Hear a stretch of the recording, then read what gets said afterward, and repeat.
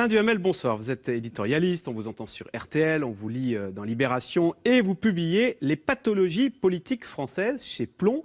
Alors vous en identifiez 8 de ces pathologies. Il y a le déclinisme, l'égalitarisme, le nationalisme. Et ce sont ces pathologies qui expliqueraient la crise dans laquelle nous sommes. C'est parce qu'on est égalitariste, intellectualiste, nationaliste, etc. C'est pour ça qu'on est en crise. Disons que c'est un des facteurs. C'est pas le facteur expliquant la crise. Mais ce qui est vrai, c'est qu'il y a une crise de la société politique. Il y a une crise de la société tout court. Que cette crise, elle a des motifs qu'on connaît, économiques, sociaux, etc. Elle a aussi des racines politiques. Quand on parle des racines politiques, en général, on commente les responsabilités des élites politiques. Les élites politiques ont leur part de responsabilité, bien entendu, mais il y a aussi, et c'est ça l'objet de mon livre, le tempérament politique des Français, le caractère spécifique ô combien original des Français vis-à-vis de la politique. Alors, la critique, c'est bien. Alain Duhamel, vous dites c'est vrai que c'est l'échec des élites. Les élites, vous les connaissez, ces élites, depuis un siècle. Vous en faites même partie en tant que leader d'opinion. Est-ce que c'est pas vous prenez pas un peu votre part de responsabilité dans cette crise que nous traversons? Ça fait que 50 ans que vous êtes leader d'opinion. Ça fait même, oui. Écoutez, je veux bien dire je suis coupable, mais je ne suis pas très convaincu de ma culpabilité. Non. Ce qui est vrai, c'est que les élites françaises sont globalement de bonne qualité, mais sont un peu trop homogènes et donc un peu trop conformistes, qu'on a tous fait en gros les mêmes filières scolaires, que ça appartient beaucoup au même milieu, qui est trop restreint. Et donc c'est vrai que c'est un handicap. Mais mon livre, il n'est pas là-dessus. Mon livre, il est sur les Français parce que c'est une espèce de tabou dans les commentaires, dans les analyses et dans les livres. En général, on n'ose pas vraiment se demander si le caractère politique des Français n'est pas un handicap. On est trop conformiste et la première de nos pathologies, dites-vous, c'est l'inconstance. Alors, est-ce que nous sommes prêts pour la révolution, pour Marine Le Pen, l'année prochaine, en 2017 ? Est-ce que c'est une hypothèse crédible ? Écoutez, au soir du 7 mai 2017. Prêt pour la révolution, je ne le crois pas, parce que j'essaie d'expliquer que pour qu'il y ait une révolution, il faut qu'il y ait une crise économique. Il faut qu'il y ait un leader charismatique, il faut qu'il y ait un bouc émissaire, alors jusque-là ça va, mais il faut qu'il y ait aussi une espérance et un projet de société mobilisateur. Et celui-là, on ne peut pas dire que le Front National le présente. Alors, parmi les 8 pathologies dont nous souffrons, il y a la discorde. Et vous dites que la primaire à droite est un terrain idéal pour les leaders politiques que de manifester cette discorde. Selon vous, Alain Duhamel, est-ce que la bataille Juppé-Sarkozy peut dégénérer? Jusqu'où ça peut aller? Vous qui avez connu Raffarin-Balladur, est-ce que ça peut aller au-delà même de cette discorde qu'il y a déjà eu dans le passé à droite? Écoutez, je crois que les primaires, aussi bien à gauche qu'à droite, sont nécessaires, mais en même temps, elles sont dangereuses. Elles sont dangereuses parce que toute primaire est une machine, en tout cas pour le premier tour, toute primaire est une machine à surenchère, donc à démagogie. Et je pense que c'est exactement ce à quoi nous assistons. Alors, bien sûr, j'ai, si j'ose dire, mon baromètre ou mon thermomètre des démagogies. Il y en a qui sont beaucoup plus démagogiques que d'autres. Tous en rajoutent d'une manière ou d'une autre quand même. Donc c'est pas une bonne idée cette primaire. Si, parce que je crois que c'est nécessaire en même temps.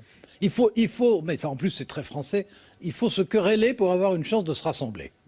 Et à l'issue de cette primaire, est-ce qu'on peut considérer que le 27 novembre, si vous dites qu'on n'est pas prêt pour Marine Le Pen, au fond, on connaîtra le nom du futur président de la République, puisque la droite a de fortes chances de gagner? Disons qu'il y a en tout cas au moins 3 chances sur 4. Vous dites pour qui vous allez voter, vous, l'année prochaine? Non, je ne le dis pas parce que je le dirais très volontiers, surtout que je le sais déjà très bien. Ah oui? Oui, absolument.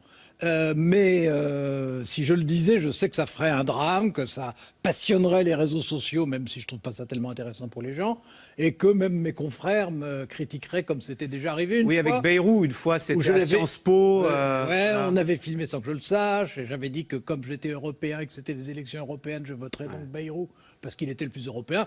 Ça avait été considéré comme la tragédie du siècle. Bon, c'est ridicule. Vos employeurs, vous en avez voulu même, je me souviens. Pas seulement eux, les politiques aussi. C'était un tabou. Vous savez, aux États-Unis, dans la campagne présidentielle actuelle, les éditorialistes disent pour qui ils sont, et non seulement ça, mais sont inscrits sur les listes des partis qui sont publics. Alors, dans son livre, Patrick Buisson, là, qui défraie la chronique en ce moment, il affirme que Nicolas Sarkozy n'a pas d'idée forte. Il dit, au fond, c'est un homme de coup qui est prêt à épouser la cause du moment pour avoir un gain politique à court terme. Est-ce que vous diriez que c'est bien vu? Non, je dirais que c'est très partiel et partial. C'est vrai que Nicolas Sarkozy est un homme de court terme, un réactif, un impulsif, ça c'est vrai. Mais il n'est pas seulement ça. C'est d'ailleurs le problème du livre de Buisson et de Buisson en général. C'est que quand il a une cible, et évidemment, il ne décrit avec talent que ses défauts Et quant aux qualités, il les ignore purement et simplement. Nicolas Sarkozy, bien sûr qu'il a des gros défauts qui sont bien connus. Et il a aussi des très grandes qualités. Par exemple, en période de crise, il a non seulement la résolution, mais même du charisme, ce que tout le monde n'a pas. Bon, mais l'image qu'on donne Buisson est ridicule. On essaie, au travers de vos propos, de deviner pour qui vous allez voter la Non, prochaine. vous ne savez pas. On saura pas. Bon. D'abord, vous avez Alors, l'air de partir du principe que ça sera forcément quelqu'un qui concourt à la primaire de la droite. Après tout, vous n'en savez rien. Oui, j'en sais rien. Alors justement, Mélenchon. Alors justement, on va parler un peu de la gauche. Il y a un chapitre sur l'égalitarisme et vous Oui. dites Emmanuel Macron, on lui en veut. Il est victime de cette pathologie égalitariste parce qu'on le jalouse parce qu'il a fait fortune. Est-ce que vous lui voyez un grand avenir politique ou est-ce que c'est une bulle pour vous? Eh bien, je ne sais pas. Je pense qu'il a des qualités, qu'il est intéressant, qu'il arrive au bon moment, qu'il a des idées qui sont des idées dans l'ensemble assez modernes, assez adaptées. Est-ce qu'on peut arriver à se creuser une trajectoire en s'appuyant uniquement sur des réseaux sociaux, etc. C'est difficile. Il est un peu seul et c'est un C'est handicap. difficile, oui. Ouais. François En Hollande, revanche, il peut avoir une influence. Si par hypothèse il ralliait X ou Y à un moment donné, ça pourrait compter. un ticket François Hollande-Macron, ça serait J'en une... sais rien, ou peut-être quelqu'un... on ne sait pas. On ne sait pas. Puisqu'il dit qu'il n'est ni à gauche ni à droite, et qu'il est à gauche et à droite. Mais vous y croyez, vous, à la fin de la séparation gauche-droite? Vous dites la droite, c'est la liberté. C'est vrai, vous donnez un repère simple. Enfin, et la gauche, c'est l'égalité. Enfin, disons, la droite donne la priorité à la Ouais, liberté, et la gauche donne la priorité à l'égalité. Donc il y a toujours deux camps quand même. Il y a deux camps, mais il y a d'autres critères maintenant. Il y a d'autres clivages qui sont très importants. Oui, l'Europe qui traverse... Enfin, Mais oui, mais l'Europe, ça veut dire la mondialisation, mais Ouais. l'Europe, ça veut dire optimiste, pessimiste, l'Europe, ça veut dire décliniste, pas décliniste, l'Europe, ça veut dire... etc., Alors est-ce que les etc. partis tels qu'ils existent aujourd'hui collent avec Non. les clivages du moment? Non. Les partis, de toute façon, sont archaïques, extrêmement faibles, pas du tout représentatifs. C'est un des problèmes de notre démocratie. C'est pas le principal, mais c'est un problème. Et comment on pourrait changer le logiciel alors de ces partis Il Bah, faudrait écoutez, refonder tout ça avec un Macron, par exemple? Écoutez, comme les conditions du débat et même du combat politique sont en train de se métamorphoser très vite, il n'y a pas de raison qu'on ne réinvente pas des partis sous une forme un petit peu plus attractive qu'aujourd'hui. En tout cas, ça ne serait pas du luxe. Alors, dans votre livre, il y a quelque chose de très bien. Vous dites on passe notre temps à s'auto-dénigrer alors qu'on aurait des raisons de s'auto-caresser, je ne sais pas comment dire. De se glorifier. De se glorifier, voilà. Oui. Pourquoi est-ce qu'on s'auto-dénigre, selon Et vous? ça fait partie du caractère politique français. Les Français sont toujours atteints de mélancolique. Ça a toujours été le cas, même sous C'est le cas Voltaire, vous dites. C'est le cas depuis la fin de Louis XIV. Voilà. Et c'est un vrai handicap. Et les Français, mais ils sont contradictoires, on le sait bien, ils sont originaux, ils sont brillants, ils sont individualistes, ils sont critiques, etc. Mais à la fois, ils ont l'orgueil de ce qu'ils ont été et la certitude que ça ne peut aller que plus mal, ce qui est grotesque. Les pathologies politiques françaises chez Plomb. Merci beaucoup, Alain Duhamel. Merci.